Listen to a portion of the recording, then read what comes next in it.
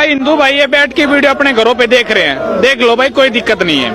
पर एक मूलभूत बात, तुम इस बात को समझ लो, नहीं तो समय के साथ समझ जाओगे कि ये देश सेकुलर तभी तक है जब तक हम जैसे सेकुलर लोग इसको चला रहे हैं।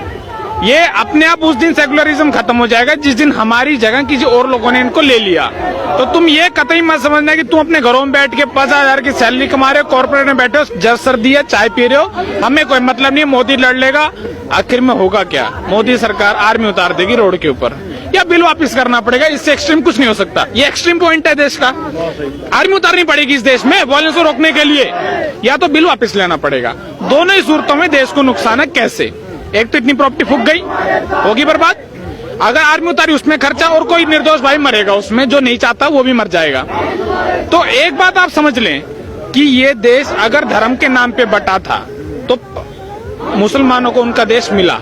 हमने फिर भी बड़ा दिल रखा, फिर भी इस देश को सेकुलर बनाया, उनका हक उनको दे दिया, बनाए सेकुलर। तो हम कब तक कोऑपरेट करते रहे भाई? ये देश में अगर बराबर का हक चाहिए तो बराबर के नियम मानने पड़ेंगे। बराबर के नियम नहीं मान, देखो अभी कैब नहीं मान रहे, कल तुम पॉपुलेशन रेगुलेशन बिल लाओगे वो नहीं मानेंगे, कल तुम उसके बाद कॉमन सिविल कोड लाओगे वो नहीं माने, वो कहेंगे सर हमारे इस्लाम में जिसकी इजाजत नहीं है। अरे तो भैया हिंदू मैरिज एक्ट हिंदुओं के लिए क्यों है, मुसलमानों के लिए कुछ क्यों नहीं है? या तो हमारे लिए हटा दो, या तो हमारे लिए हटा दो भाई। हम एक शादी करते हैं, लॉ है कि हम एक ही शादी कर सकते, इस समय इससे ज्यादा नहीं कर सकते। हिंदू मैरिज एक्ट है, एक को पहले तलाक दो फिर शादी करो। भाई हम क्यों सारे लॉ अपने सर ले कि ये विडंबना है कि हम आबादी में ज्यादा है, बस ये समस्या होगी ना, और तो कोई मतलब नहीं है। 17 साल में तो बीजेपी थी नहीं, कांग्रेस थी ना, बीजेपी थी ना, आरएसएस की कोई सरकार थी ना, संघ की कोई सरकार थी ना, सावरकर था इस देश में, थे तो कांग्रेस ही। उसने जो लॉ बनाया हिंदुओं से एक्सेप्ट किया। 84 में सिख दंगे हुए, तब भी देश ने कुछ नहीं कहा, कांग्रेस थी, जीत गई। इमरजेंसी लगाई, तब भी कांग्रेस थी, ठीक है भैया। कश्मीरी पंडित तुम्हारी आंखों के आगे सर में गोली मार मार के भगा दिए गए, तब तुम सो रहे थे। इस देश के सेकुलर की इतनी बुरी हालत है। तुम एक बात समझो, जो अलीगढ़ मुस्लिम यूनिवर्सिटी में हुआ, पुलिस जब लाठी चार्ज करेगी तो क्या किसी से पूछेगी कि भाई कि क्या तुम यहाँ चॉकलेट खाने आए हो, आइसक्रीम खाने आए हो? पुलिस जब मारेगी तो ये नहीं देखेगी कि तुम प्रोटेस्ट करने आए थे, क्या करने आए थे। भाई अगर तुम गलत जगह गलत स्थान पे खड़े हो तो तुम पिटोगे, ये तुम्हारी मॉरल रिस्पॉन्सिबिलिटी बनती है कि तुम्हारे प्रोटेस्टर में अगर कोई दूसरा है तो तुम पुलिस को इन्फॉर्म करो, लॉ एंड ऑर्डर मेंटेन करो, तुम्हारी मॉरल रिस्पॉन्सिबिलिटी है। तुम इस बात में एक्सक्यूज नहीं दे सकते कि भाई आपने लाठी चार्ज कर दिया, हमारे इनोसेंट लोग पिट गए। जब तो तुम्हारे इनोसेंट को लोग नहीं दिख रहा था हमारे पीछे कौन पत्थर मार रहा है, तब तुमने नहीं रोका, तब पुलिस को फोन नहीं किया सर इनको लेके जाइए, ये प्रोटेस्ट खराब कर देंगे या वायलेंस करेंगे, तब नहीं इस देश को समझ में आया। प्रॉब्लम क्या है कि हिंदू अपने आप को इस लेवल तक मतलब सेकुलर मान चुका है कि उन्होंने अपने हक की बात करना छोड़ दिया है। एक छोटी सी बात है, जब बच्चा पैदा होता है ना इस देश में, हिंदू के परिवार में, तब पिछवाड़े में ना माँ बाप चिपका देते हैं एक बात कि बेटा तू सेकुलर है ना। भाई हम सेकुलर हैं, पर हम सेकुलर में अपने हकों को क्यों छोड़ दें? कब तक सेकुलर रहे भाई? हम मर जाएं, 10-20 करोड़ मर गए, 400 साल मुगल राज करके गए, 300 साल अंग्रेज राज कर गए, तब भी हम नहीं बोले तो भाई कब तक एडजस्ट करें भाई हम?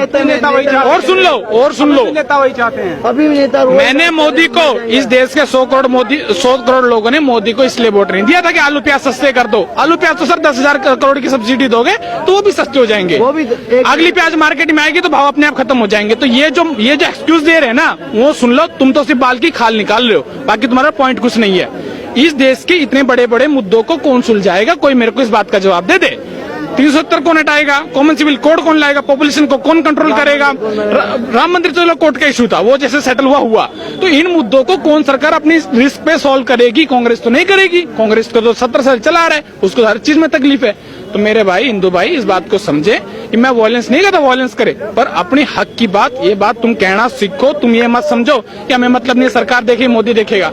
एक छोटी सी बात है, हिंदू आज हिंदू कहने में शर्माता है। मैं ये नहीं कह रहा, अपनी घर की बत्ती बंद करना और बैठ के सोचना कि तुम हिंदू फेसबुक के लिए तो ना तुम्हें डर लगता है। सोशल मीडिया बहुत एक समाज में पीढ़ी में सोच बन गई है कि लोग हमें कोई फासिस्ट ना कहते, कोई तुम एक्सट्रीमिस्ट ना कहते, तुम हिंदुत्व को प्रमोट करे। अबे क्यों?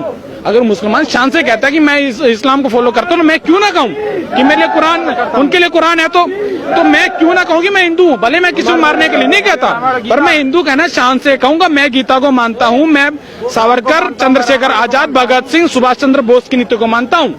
ये बात क्यों को नहीं कहते? मैं गांधी को ही मानता हूँ भाई, पर मैं गांधी को ये नीति छोड़ दे। गांधी ने जो नीति दी थी ना, एक थप्पड़ मारो दूसरा गाल आगे कर दो, दुश्मन का हृदय परिवर्तन हो जाएगा। गलत था। भाई देखो, उस परिप्रेक्ष्य में वो शायद वहां लागू होगी, पर आज के इस युग में ये नीति नहीं